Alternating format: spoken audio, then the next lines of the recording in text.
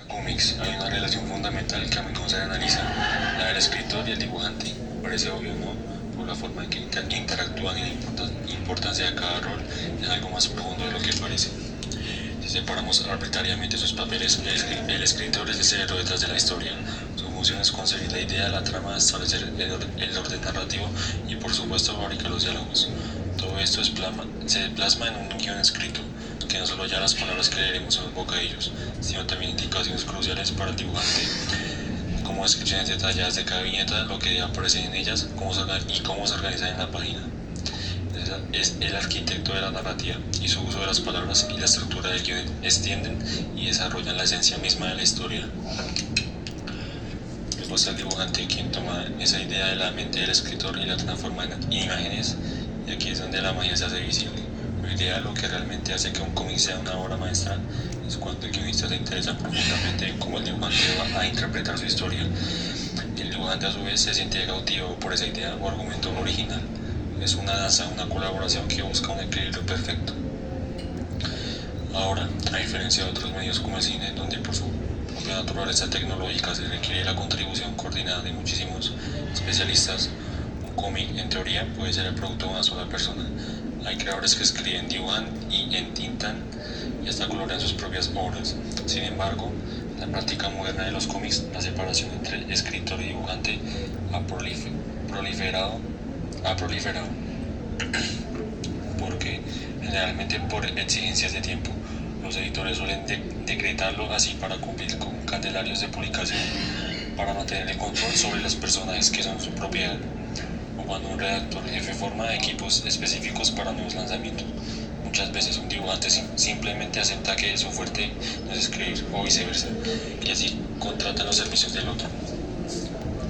Pero este fenómeno genera un dilema interesante, especialmente cuando se piensa en la autoría, quién es el creador principal de una página de cómic que fue escrita por una persona, dibujada a lápiz por otra, pasada a tinta por una tercera, rotulada por una cuarta y coloreada por una quinta. La autoría se difumina del trabajo en equipo. Un factor constante y que siempre ha impactado a los cómics como forma artística es su naturaleza indiscutiblemente visual. Lo primero que capta la atención del lector es el dibujo, y esto paradójicamente puede ser un engaño para el dibujante. Puede llevarlo a centrar todo su talento en el estilo, en la técnica y en los artilugios gráficos diseñados para deslumbrar, quizás sacrificando la sustancia, la gran receptividad del público hacia esos efectos visuales y la estima por ese trabajo refuerzan esa tendencia. Esto estimula la proliferación de lo que podríamos llamar dibujantes atletas, quienes crean páginas absolutamente magnificantes a la vista, pero apenas tienen una historia significativa que contar. Y esta desconexión puede volverse más grave a veces. La escritura se reduce a que el guionista le dé al dibujante un mero resumen muy general del argumento. El dibujante entonces tiene que crear toda la secuencia visual, componiendo las viñetas, asumiendo los diálogos y basándose en su propia comprensión de lo que la historia debería ser. Una vez que el dibujo está terminado, casi como un tapiz ya tejido visualmente, se le entrega al guionista. En este punto puede surgir un conflicto de identidades. El escritor, queriendo mantener su relevancia y equidad en el producto final, a veces sobreescribe añadiendo más diálogo o texto de apoyo que el dibujante previo o dejó espacio. La interpretación visual del dibujante a estas alturas ya es casi inamovible, y el tejido, que debería ser una integración perfecta entre imagen y texto, se deteriora. En resumen, la clave para un cómic exitoso radica en la colaboración, aunque las funciones del escritor y el dibujante pueden separarse por razones prácticas. La verdadera fuerza del medio reside en que ambos componentes se entreguen por completo a la obra en general, buscando que la historia y el arte se complementen y potencien mutuamente, creando ese tejido narrativo y visual que cautiva al lector. Palabras y dibujos inseparables en cómics y arte conceptual. En los cómics y el arte conceptual, las palabras y los dibujos son elementos fundamentales que se complementan entre sí. La relación entre texto e imagen es crucial para contar una historia de manera efectiva y que crea una experiencia inmersiva para el lector. La integración de palabras y dibujos es esencial en los cómics porque Primero, crea una narrativa visual. La combinación de texto e imagen permite contar una historia de manera visual y dinámica. Esto permite que el lector visualice la escena y los personajes de manera más efectiva. Segundo, define el tono y la atmósfera. La relación entre texto e imagen puede establecer el tono y la atmósfera de una historia. Por ejemplo, si la historia tiene un estilo de dibujo que sea oscuro y sombrío, puede crear una atmósfera de suspenso y misterio. Tercero, guía al lector. La disposición de texto y la imagen puede guiar al lector a través de la página y la historia. Esto puede ayudar a crear un ritmo y un flujo narrativo que sea efectivo. Continuamos con el uso de palabras en cómics y arte conceptual.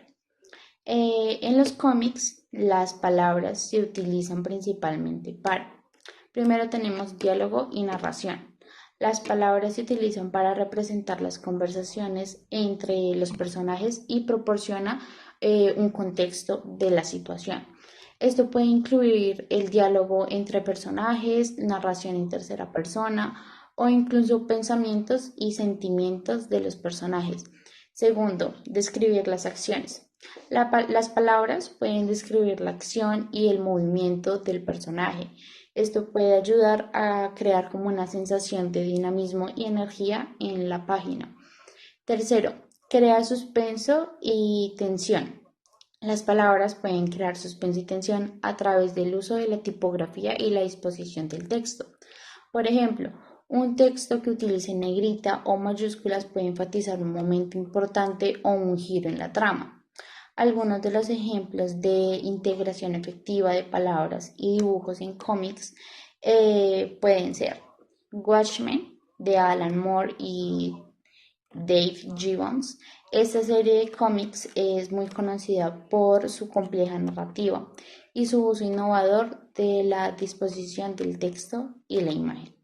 Segundo, tenemos Batman The Dark Knight Returns de Frank Miller. Esta serie de cómics es conocida por su estilo de dibujo oscuro y sombrío que combina el texto que enfatiza la intensidad y la acción. Tercero, el arte conceptual de Sid Mead. Este es conocido por su trabajo en películas como Blade Runner y Aliens. Aquí se creó el estilo de arte conceptual que combinaba elementos de ciencia ficción y futurismo con el enfoque de una narrativa visual. En resumen, la integración de palabras tiene una relación entre texto e imagen y este es fundamental para contar la historia de manera más efectiva, que cree una experiencia importante para el lector que le haga entender la historia. Al trabajar juntos, el texto y la imagen puede crear una narrativa que sea coherente y atractiva para el lector. A través de cada página pueda entender la historia. Yo hablaré sobre las historias y la imagen. Una vez que el creador tiene la idea, comienza a desarrollarla combinando textos e imágenes de forma armónica, y en esta etapa los elementos gráficos toman protagonismo, ya que el resultado final no se interpreta solo leyendo, sino observando toda una unidad visual, y la verdadera calidad de una obra de arte secuencial se mide en que también se integran esos componentes y se logra entender el mensaje que intenta transmitir hacia el consumidor. El desarrollo de la historia, desde el inicio, el desarrollador de la historia del cómic está condicionado por el espacio, la habilidad del dibujante y la tecnología, y esto ha llevado a que predominen historias simples y directas, aunque el medio permite manejar temas más sensibles y sofisticados si se manejan de manera adecuada. En factores importantes está la importancia de lo visual, que es donde el cómic y lo visual no solo acompaña el texto, sino que narra por sí mismo. La secuencia de imágenes sustituye muchas veces a descripciones escritas, mientras que las ilustraciones refuerzan lo que una vez ya se ha dicho. Y en elementos narrativos claves, paisajes, personajes y acciones son los elementos más expresivos gráficamente. El diálogo da sentido a lo que ocurre y palabras como mientras son esenciales para marcar el paso del tiempo y el cambio en un escenario. El estilo y la decisión creativa es que al comenzar el autor debe decidir si su historia busca transmitir una idea, resolver un problema o generar una experiencia al consumidor, dependiendo del tono del cómic. Influye mucho y aunque a veces se elige inconscientemente, impacta en todo el desarrollo del resultado final. El equilibrio entre texto e imagen.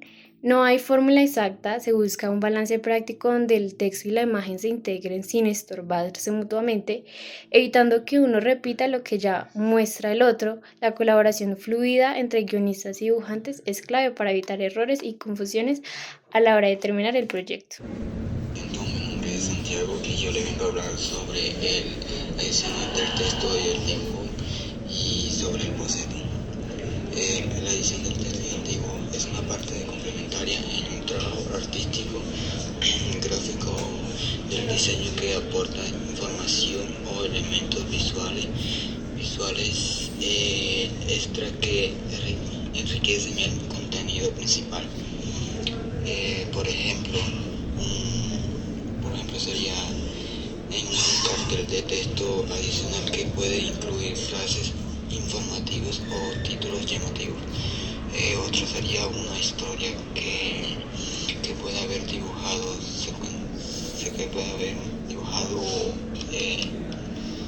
secundario para reforzar emociones o escenarios. Una de sus fuentes son mensajes del dibujo o ilustración. Otra sería profundizar la información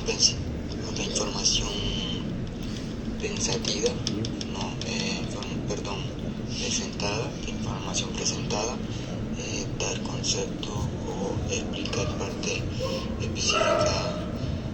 específicas, o también sería mejorar la presentación estética. Las importancias tenemos facilitar la comprensión de contenido, permite comunicar de forma más completa.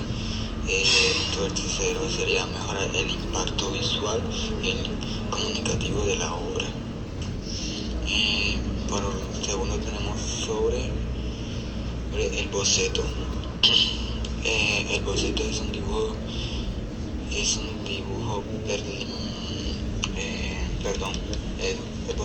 dibujo preliminado o esquema rápido que se utiliza para planificar una obra artística o diseños. Lo que es decir,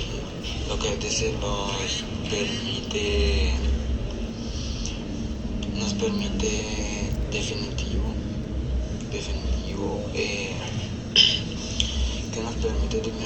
pero siempre como base para desarrollar una idea. Una de sus características es simple y en modo sin detalles ni color. Lo que quiere decir es que habla en blanco y negro, por decirlo. Y el otro sería permite hacer correcciones ante el trabajo final. Otra sería ser central en la forma composición y distribución. También existen diferentes tipos de bocetos. Aquí voy a decir uno que sería un boceto artístico para obras de arte. También está boceto técnico, que es para planos de diseño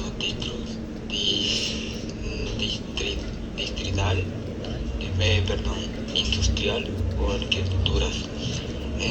Otro sería bocetos conceptual, que es para ilustrar una idea inicial o conceptos creativos. El boceto tiene como importancia ahorrar tiempos y materias al evitar errores en las obras finales.